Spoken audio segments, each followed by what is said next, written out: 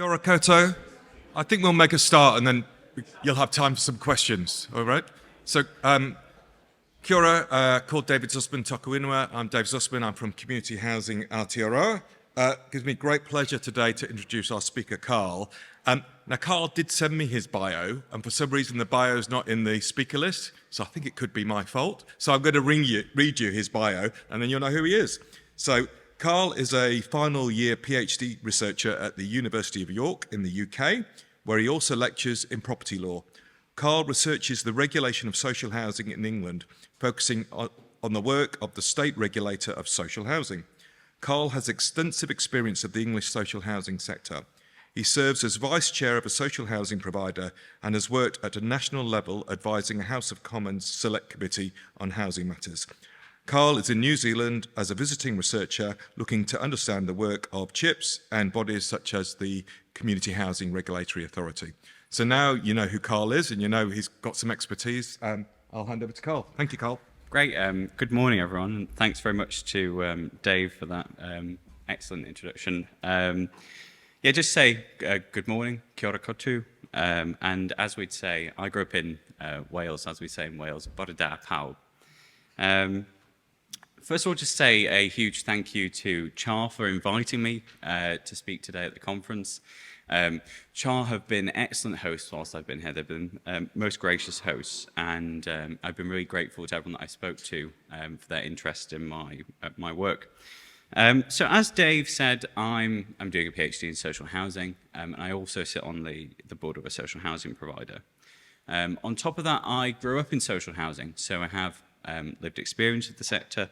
And in terms of what I'm going to be covering today, if this will move on. Oh. Do I need to point it in a particular direction? Or there we go. We're moving. Good. There we go. Okay. So in terms of what I'm going to be covering today, the social housing in England is quite a large and complicated sector. And it has quite a complicated history that isn't linear. So I'm going to try and set some boundaries, explain the different types of social housing provider, and I'm also going to try and explain the regulatory landscape that we operate in, and particularly the work of our state regulator, the regulator of social housing. I'm going to walk through how that regulator operates and how they regulate and oversee the 1,600 providers of social housing that we have in England. So to start off with, I am clicking.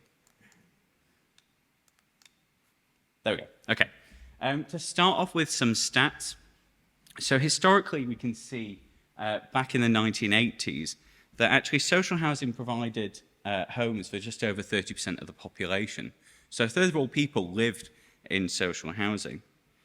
But lots has changed since the 1980s. So if we look, this is data from the English Housing Survey, which is carried out annually. And we can see actually social housing provides now around 17% of homes. And we can see throughout this period, home ownership has remained stable as the dominant form of tenure. A big change has been since the early 2000s. So you see this, this purple line at the bottom here. Private renting has doubled and has actually overtaken social housing as the secondary tenure. So now around 19% of households live in private rented sector accommodation. So overall, social housing is a tenure in decline, but it's still a politically important tenure because it provides homes for over 4 million people in the UK. Though politically, it's less important than the private rented sector, which is often kicked around as a political football because of the demographic it supports. So in terms of who the social housing providers are then, social housing itself is an umbrella term, okay? The sector's not homogenous and it's got lots of different pockets of different organisations with very different histories. So to start on the left here, we've got local authority providers. Now, historically, local authorities built, owned, and managed the majority of social housing stock. But a couple of things happened from the 80s onwards. So social housing tenants, local authority tenants, were given the right to buy their properties. Okay, and also under New Labour in the 90s, the purse strings of local authorities were tightened such that it was difficult to access funding. So in order to maintain their homes, they had a limited range of options. So many opted to go for what's called large-scale voluntary transfer and transfer out their local authority publicly owned stock to a private registered provider. Some do still manage their stock themselves.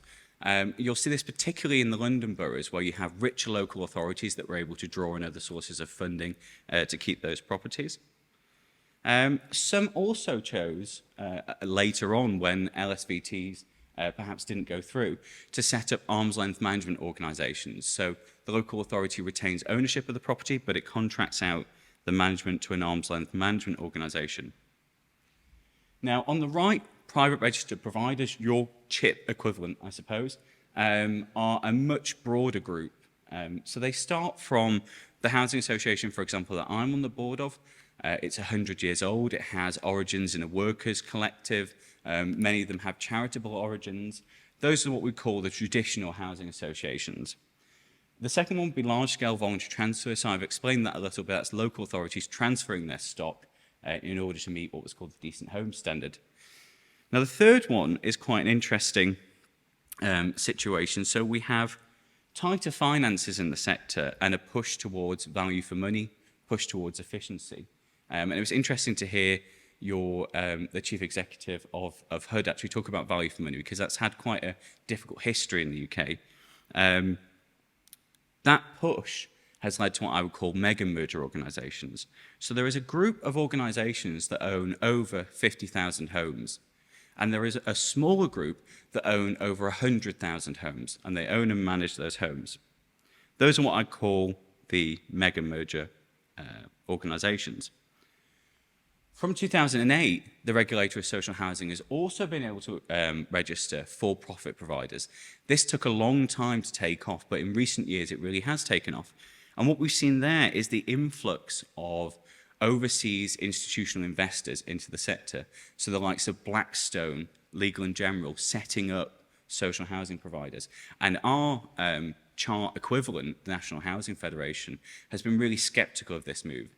In fact, one of their policy people said, we don't think these new providers should be able to wear the cloak of social housing. They shouldn't be protected by the great reputation that we've built up, because they have a completely different culture. So that's where we're at in terms of the sector. Now, in terms of scale, this is a really confusing graph, so I'm sorry about that, but this is as good as it gets in terms of our national statistics. So for context, local authorities own around 1.6 million units in total. Private registered providers own around 2.8 million in total, so quite a bit more on the private registered provider side. Okay? What this graph helps us to understand is how big providers are. So you can see there's a lot clumped on the left-hand side here in small providers. But I put this little ring around them. This group of providers, even though there's a lot of them, only account for 5% of the overall social housing stock. The majority, 95%, is concentrated on that higher end. And as you'll see, there are quite a few in that sort of 2,500 to 10,000 bracket, some at the high bracket, and then very few over 50,000. But obviously, their stock holding is quite significant. They're really quite large social landlords. So what about the money, right? Where does the money come from in the sector? In terms of history in the sector, we have a history of quite extensive capital grants programs. The modern form of this is the Affordable Homes Programme. But because of our history, actually most social homes will have been built with some level of social grant. Now, these grants nowadays, and actually that history stretches back at least until 1964 and before that. In terms of social homes and the grants that we use, they're often combined with private finance. So the sector borrows significantly on the private finance market to the tune of around £90 billion, okay? So that's the current level of private sector borrowing, according to the sector's annual accounts that were published last month. So listening to your presentation today on access to finance in the sector, we have a really well-developed private lending market for housing associations, and we're quite an attractive investment according to the regulator. Now, and actually that funding will also be used not only for development, but for investment in existing stocks, so that's an important point as well. In terms of income, most of the sector's income does come from rent, and many tenants pay their own rent, but we do have a system of income-related rent subsidies that we call housing benefit. Now, housing benefit is available to both social and private rented sector tenants, though it's more likely to cover the whole of your rent if you're living in social housing. So I suppose this is an interesting point in terms of what attracts providers to become registered, right? Here, the IRRS scheme is an attractive reason for registering. In the UK, the availability of grant is a big part, okay? Also, reputationally, it's quite important. Some local authorities will want you to be registered to access certain pots of funding. Social housing rent levels in England are actually regulated. So they're set according to a national formula. So local authorities calculate rents using an affordability formula. That combines several factors, so local wages, house prices. It's quite a complicated formula set by what's called the rent officer. But increases in these rents are regulated centrally by central government. So this year, for example, central government, the minister said, you can't increase, in fact, the Secretary of State said, you can't increase your rents by more than 7%, despite inflation obviously hitting over 10%. So this has had quite a significant impact on the balance sheets of providers. Interestingly, our private rented sector isn't subject to rent controls. So yeah, that's something that we reflect on quite a lot. Some providers also engage in market sales to subsidise or cross-subsidise their social housing stock and affordable home ownership products such as shared ownership. Oh, we're still having problems getting forward with the slides here. There we go. Okay. So in terms of the bits that I'm interested in, today I'm going to focus mainly on the regulator of social housing, but I wanted to put this slide up just to emphasise that there are other actors in the game here. So the regulator of social housing focuses on regulating providers at the organisational level. So it doesn't get involved in individual cases, okay? And it's quite clear about that. Residents are able to raise individual cases with the Housing Ombudsman, and they make a decision based on whether a provider has followed its policies, whether the decision overall was fair, and if the Housing Ombudsman finds a problem, it can award compensation, or it can also, for example, make the provider apologise, which is quite an interesting remedy. As a lawyer, I suppose it's interesting that tenants are obviously, social housing residents are obviously also tenants, so they can take their landlord to court for breaches of their tenancy agreement. But actually this route isn't often used because of issues in terms of access to the court system and legal aid. Okay? So in recent years, there have been some what I would call sector-shaping events. So I start with the Grenfell Tower fire in 2017. Now this was caused by combustible aluminium composite material being used on the exterior of a social housing block owned by Kensington and Chelsea Tenant Management Organisation. And it was actually put on there as part of a refurbishment run and paid for by Kensington and Chelsea Council. So the TMO in this situation was an arm's length management organisation that I explained earlier. 72 people died in the Grenfell Tower fire. And it raised questions about how we monitor health and safety matters in social housing, as well as how we treat and listen to our residents, right? Those issues were raised by residents, and yet residents were ignored. Now, one thing to say here about the post-Grenfell legacy is that many of the issues raised by the Grenfell Tower fire in terms of social housing have been sidelined by and subsumed into what's become a wider building safety crisis, right? When we've got thousands of blocks across the country, social housing, privately owned blocks, hospitals, with this type of cladding on, the focus has been on ensuring that we get that cladding off and fix building regulations. A lot of the focus has turned away from some of the issues that sit beneath that. There's also been quite a lot of coverage in the press since 2021 by ITV on conditions in social housing. We've seen some of the biggest providers, so those over 100,000 homes, being dragged through the mud on national TV because they've got tenants whose ceilings are collapsing. They've got serious issues with damp and mold. They've got mushrooms growing in their flats. Now, these providers have turned around and said, actually, it's largely to do with the construction of these blocks. Sorry about that, we inherited them, right? But actually, what it highlighted is that tenants in these organisations really struggle to get redress.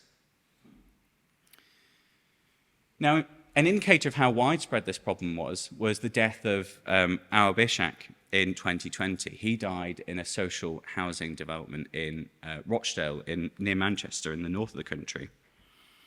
And Awab's father reported the mould in their flat several times to their provider, Rochdale Borough-wide Housing, from 2017 onwards, and he was told to paint over it. And in 2020, Awab suffered respiratory failure and died as a result. And the 2022 coroner's report, in 2022, there was a coroner's report released that linked directly the mould in Awab's accommodation to his untimely death. And actually, on the far left there, there's a picture of the flat that Awab lived in. So these issues are currently reshaping how we regulate social housing in England, and we have a regulation of social housing bill going through Parliament at the moment. The question is whether it will go far enough to fix some of the systemic issues that we see here, right? So, in terms of how the regulator works, so the regulators, and I'm sorry, this is the really boring legal bit, but it's quite important. So their governing statute sets out two elements to the regulatory system. So we have the economic standards and the consumer standards. Now, originally, under the 2008 Act, these were created equal, okay? So the regulator could proactively enforce both economic and social consumer standards. Now, the economic standards ensure that providers are governed effectively and solvently. So there's, as I've said, there's this huge reliance on private finance in our sector, £90 billion. So the regulator is really keen to ensure that they keep a close eye on the finances of these organisations because they've been able to borrow at low rates historically because of this regulatory system. The economic standards don't apply to local authorities because they're democratically elected and have control of their own finances. And that's important in terms of what we come on to later, in terms of how the regulator can actually control these organisations. The consumer standards, by contrast, apply to all social housing providers. They include the requirement to maintain homes properly. So, for example, we have to have annual gas safety checks, we have to carry out regular fire risk assessments, and we have to make sure our homes meet the Decent Homes Standard. Now, as I've said, the regulator operates at the organisational level, so it won't become involved in individual cases, and individual cases won't necessarily breach the standards. They're looking for systemic issues, as they call them. But deregulation has meant on top of this systemic issue test, you've got another test that you have to meet if you want to intervene as the regulator. There must be a substantial risk of serious detriment to your tenants. So when you layer these tests on top of each other, what we have is a regulator that really only focuses on the finances of these organisations. Okay? It doesn't take much interest, and perhaps isn't able to take much interest in how these properties are managed. So, for example, if we take the requirement to inspect gas appliances, okay? If you have one gas boiler that was missed by a clumsy contractor, right? Potential risk for serious detriment, right? For example, a gas explosion. That won't be a systemic issue, so the regulator won't take an interest. But if you have 100 gas safety checks overdue because you have really poor data, then the regulator is probably going to take an interest in your organisation. It's likely to be seen as systemic. So how does our regulator actually work? Well, in terms of how it approaches its role, it has what's called a risk-based approach. And this has a few different sides to it, but the main one is if you have less than 1,000 units, you're subject to much lighter regulation. Your regulatory burdens are much lighter. On top of this, the regulator has a statutory duty to minimize interference, and this has been more powerful than it sounds because it was part of the deregulatory measures, and what it means is that the regulator can only ask for information when it's clearly fulfilling its duties, okay? So it can't go asking providers for information on the condition of lots of its stock, for example, in terms of health and safety stuff, if it can't find a way of connecting it, to its duties. And combined with a wider duty of proportionality, so a duty to act proportionately, the political climate has meant that the regulator adopts quite a restrictive approach to its duties. Now, the final limb here is co-regulation, and this is quite an interesting device. So like I said, the regulator doesn't have proactive powers in many of its areas. And it also can't request too much information because of this duty to minimize interference. So instead, what it relies on is providers fessing up and telling the regulator that they've got a problem. The regulator is clear that if you don't tell them, they'll come down on you harder if they find it. But of course, if they can't go looking for the problems, there is a gap in between that because the regulator simply might not find it, okay? So there's a whole question of when you should self-refer, okay? What are the mechanics then? How does the regulator secure compliance?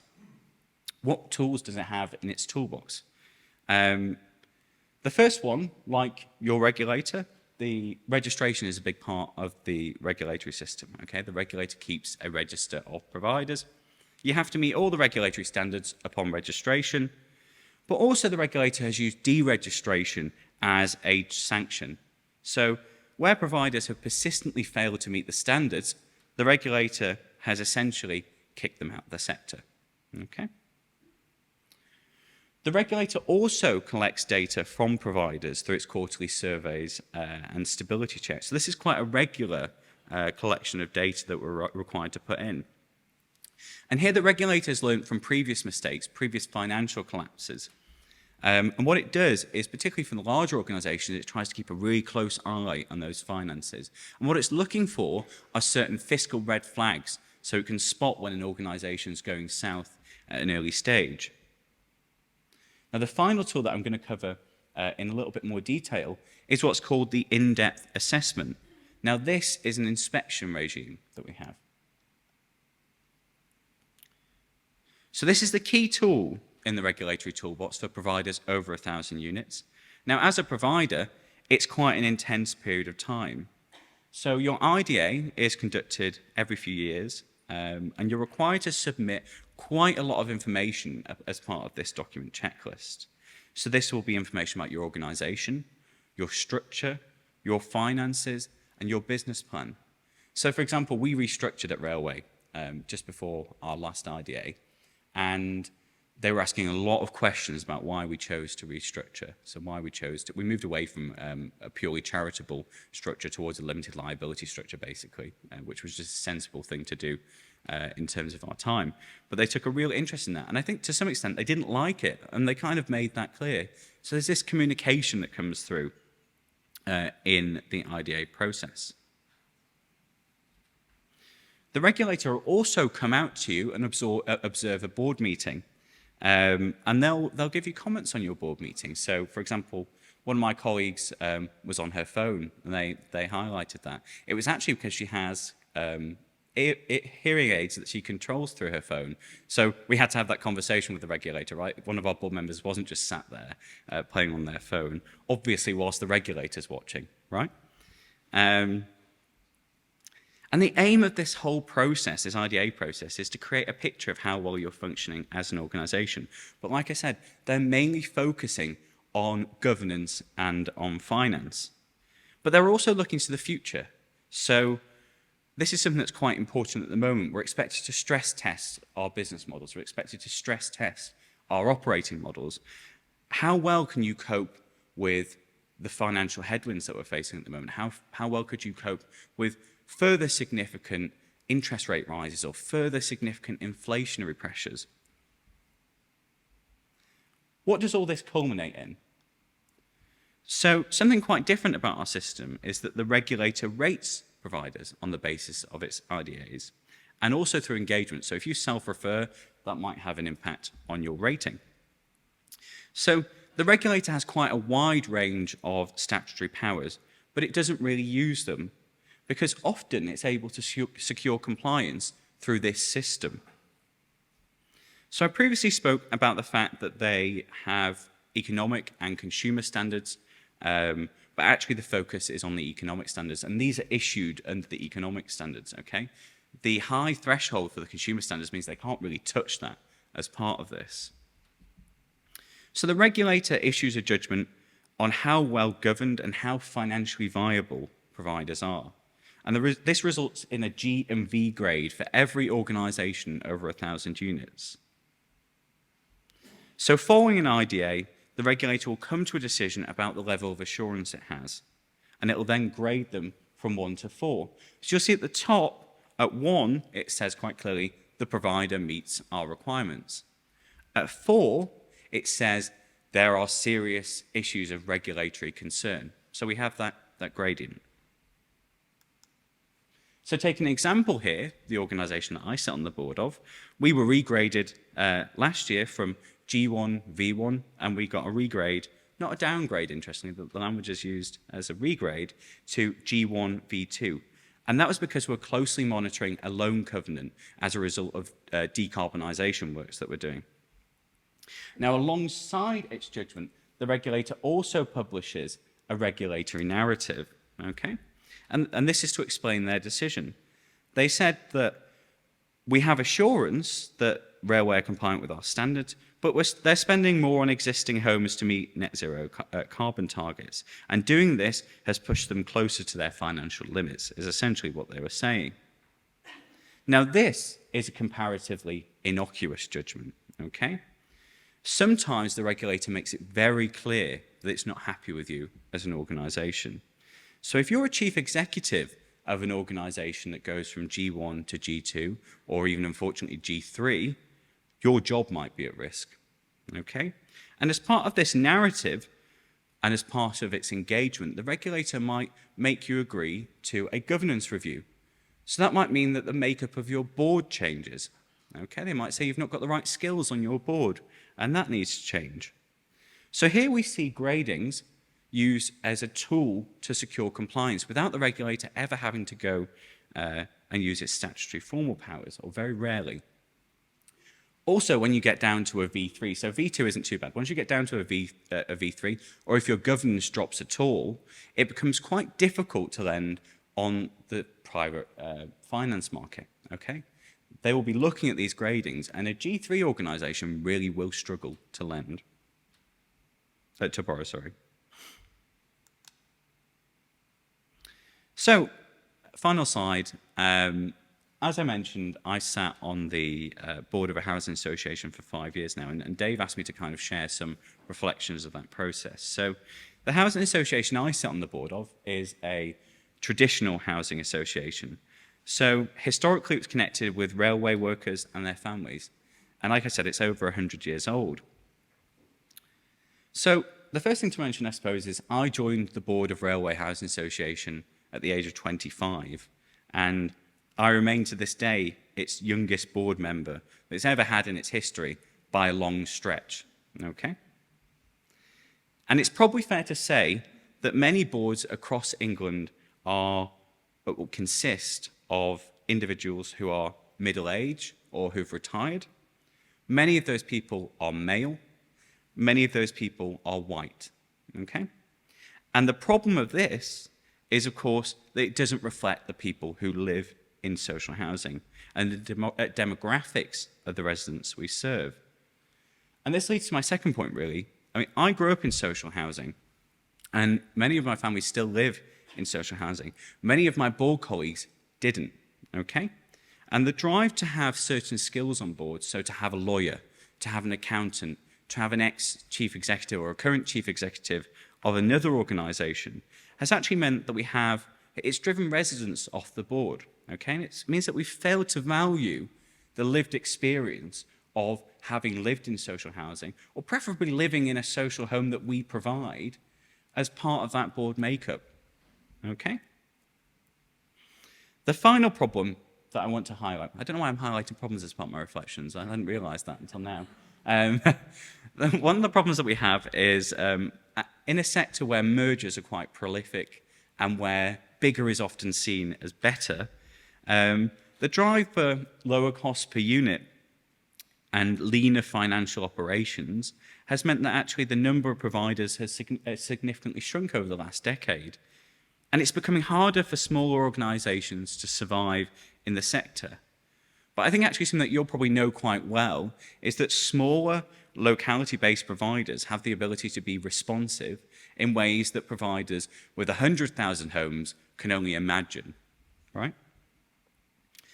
And some of the pictures here down on the right are of our 100th anniversary celebrations at Railway. We're a small housing association, so we're able to take many of our residents on a train for afternoon tea. Most of our residents are over 65 and they absolutely loved it. So our connection with the railway took them on a steam train for the afternoon and had afternoon tea with them. And I think this is really a symbol of what smaller organisations can do, right? We can build communities and we can build connections with our residents. Our previous chief executive, Anne, used to go out and give flowers and a card to all of our residents on their 100th birthday. You wouldn't get that with the likes of Clarion, one of our 100,000 home organisations. So just to say thank you, I want to leave some time for questions, but also just a note before I do. If you're involved in the governance of a CHIP here, and you found any of this interesting, if you're a bit weird like me, or you have a board meeting coming up or something that you think I might be interested in seeing, I will be doing a little tour of New Zealand over the next month. So please do come and see me. I'd love to come and have a look at your organisations and see how you're operating. So thank you very much.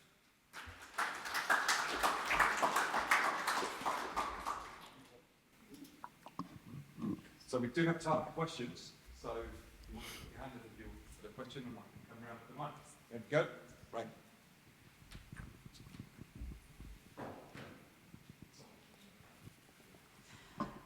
You mentioned that a lot of the tenants that you have in your properties don't have the ability to go to court or to be able to get, heard. We've got the Residential Tenancies Act in New Zealand, which means that we can go to a tenancy tribunal, whether it be the owner or the tenant, for $21 something, and get heard. So what do you have over there that would support people in that regard? Because I think that's, hearing what you've had and hearing what we've got, I think we're doing better. Yeah. No, thanks for that question. So the problem is that they're routed straight through the civil courts, right? And actually, I think the cost isn't even necessarily the biggest part of the issue. It's the complexity. So I used to work in housing advice, and actually, it's quite difficult to get access to that advice. We've time and time again gone through the policy mill of, we need a specific housing tribunal. And I think we're back at that right now because we're introducing a renters reform bill. It's just never happened, and I don't quite know why. I think housing lawyers are quite resistant. It would probably have quite an impact on their income stream. So that would be, I probably wouldn't say that in the UK, but that's probably a part of the story. But yeah, it's a real issue. I think that the answer often for social tenants is we have this access to other means. The real problem is in the private renter sector, because you don't have these other means and you still have a landlord that won't fix your boiler. So there you're relying on our local authorities who have health and safety inspection powers, but are hugely under-resourced. So it's quite a complicated system, but yeah, it's kind of relying on other things rather than the court system. So there's a huge redirect policy-wise.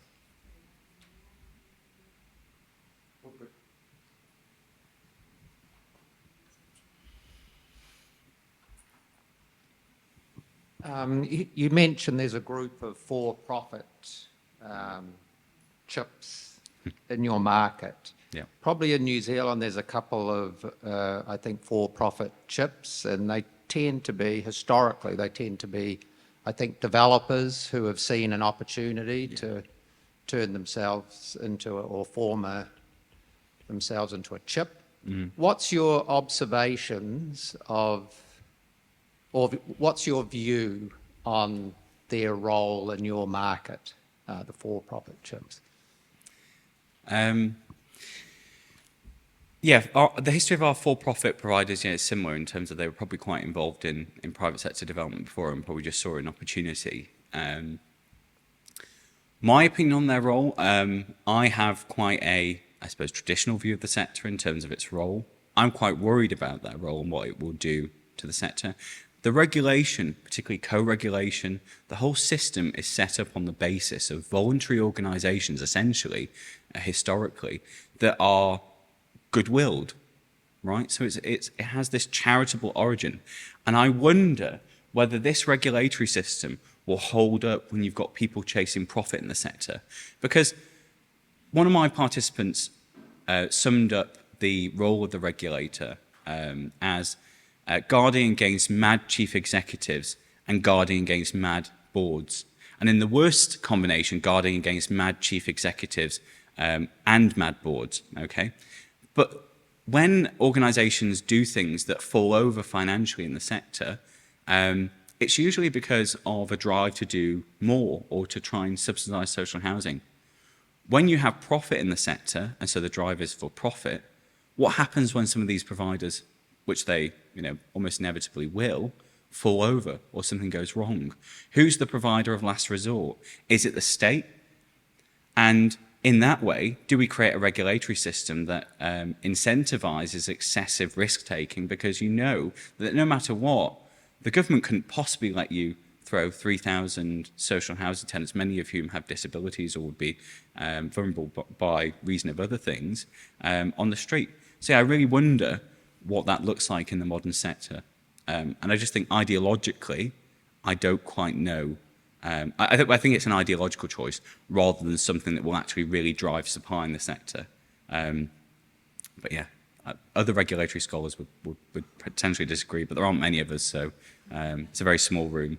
But yeah. Hi, Carl. Fiona Hi, here. Fiona. For those of you who don't know, I'm the regulator for chips in New Zealand. I'm fascinated by the difference in our regulatory systems, and I too think the New Zealand one's better, of course. What I'm interested in, including our conversation yesterday, is the focus on governance and finance. Whereas we really focus on governance, finance, management, tenancy management, and asset and property management. Does that, I mean, to us, that's the whole suite is really important. Of course, governance has the most performance standards in it, because if you get that wrong, lots of stuff goes wrong. But tenancy management is probably where we give our chips, our applicants, the most feedback. So does it have any focus in the UK on those aspects? Yeah. No is the answer to the tenancy management question.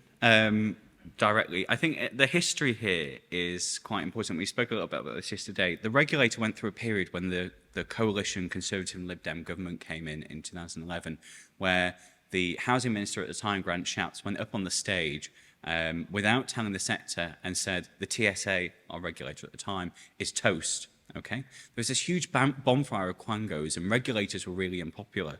So. And the regulator was saved by private finance, okay? So there was going to be no regulation of the sector, and the mortgage lenders turned around and said, well, if you do that, we're going to reprice all the debt because it's going to be much riskier. So that was why the regulator was saved. And that's important because, yeah, the serious detriment test and everything laid on top of each other just locks the regulator, they would say, locks them out of that area. I have a little disagreement in terms of their interpretation of their duties. They've been quite restrictive. But they would say, in their defense, they've been quite clever with the governance element, okay? So as part of the governance element, they will look at your gas safety checks, they'll look at how you're monitoring your KPIs and whether you have a robust system of assurance around that. So indirectly, many providers have had regulatory notices or been downgraded on the basis of some small numbers of gas safety checks or fire risk assessment remediations, because the regulator has said, actually, governance means more than just your technical, your technical governance and board structure. It's this wider piece. So they've tried to push the envelope on that a little bit. But yeah, but they haven't stretched that to tenancy management. The consumer standards cover all of that. They say that, you have to have an allocations policy that's fair. You have to, that there are sort of procedural requirements there. They're just not enforced. And in fact, the regulator made clear for a very long time after 2011, the consumer standards are there, we're just not going to enforce them. Okay. Just a wee question about how you build in terms of longevity, the construction of your houses. Yep. In New Zealand, we have this kind of history of building very bad houses, I think, and we have problems coming up too, I think. So in terms of regulation, what goes on there? Yeah, I suppose I'm not a construction lawyer, so I'm not, but I do love housing, so I can pass a bit of comment on this. Our regulator wouldn't take any interest in how you build your houses or any of those things. Those are monitored by local authorities, so they will have building control as part of that. Most of our construction is brick built, right? We have experimented with modern methods of construction. We did experiment in the 50s and 60s quite disastrously with concrete prefabricated blocks that were kind of bolted together at high rise, and then some of them had gas explosions and came down like a deck of cards. We're not very good at building anything but brick, I would say. And maybe architects and people in the construction industry would disagree with me, but I think whenever we've experimented with other methods of construction, and particularly modern methods of construction, there have been problems. And some housing associations have actually, so one that just went bust this year actually, started engaging in having its own modern methods of construction lab, and it would build all its own panels and bolt them together on site. So some housing associations have tried different methods of construction, but yeah, lots of them haven't been able to make the finances stack up, I think.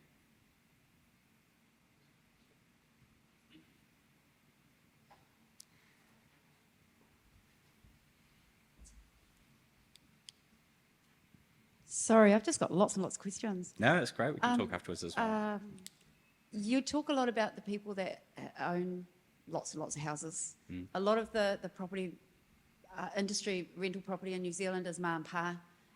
Owners, they've got one, maybe two houses. We do have some bigger people that have houses, but that's the general sort of a thing. If that was in England, would there be any regulation around how those houses are? I mean, we've got the Healthy Homes. I don't know if you know about Healthy Homes. When as a property manager, when it first came out, I was really grateful, I'm going to say, because it stopped me having to argue with my owners about what was acceptable for a house. Yeah. Do you have anything like that over in England for people to be safe? Yeah. So, I mean, I suppose, yeah, the division here is between private and social renter sector. So private renter sector are mostly what you would call ma and pa landlords. It's mostly individual. Yeah, so we don't use that for social housing. We wouldn't be leasing stock off individuals for our homes generally. Some local authorities do now, and you have this kind of unvirtuous circle of local authority homes sold off under the right to buy, go to ma and pa landlords. Probably they might have lived in them for a little while at first and then moved out, and then end up in the private renter sector. And the local authority ends up paying those landlords to take people from the housing register because they haven't got enough social stock. Okay, so you have this kind of circle. But yeah, the regulatory system for private renter sector is completely different. Not as strong, but we had an act a couple of years ago, the Homes Fitness for Human Habitation requirement. That was actually the first time since about the 80s that our homes were required to be fit for human habitation. We do have a health and safety approach to it as well that's been there since 2004. So your local authority will come out, they'll have a damp meter, they'll be probing the walls, they'll be looking for signs of structural defects, and they have enforcement powers. But again, most local authorities might have 2 or 3 of those people that have the expertise to do that. So getting your local authority out is really difficult. They also have those powers over social housing, but they very rarely use them because often they'll have close relationships with providers of social housing. So you'll see those ones where the ceilings were collapsed and things like that. The local authority should have been stepping in. And resources, relationships all play a part in why they perhaps didn't. Yeah? Thank you, Carl. Brilliant. I think that's what we've got time for. Thank you. No, brilliant. So clear. Thank you very much. Yeah. Thank you.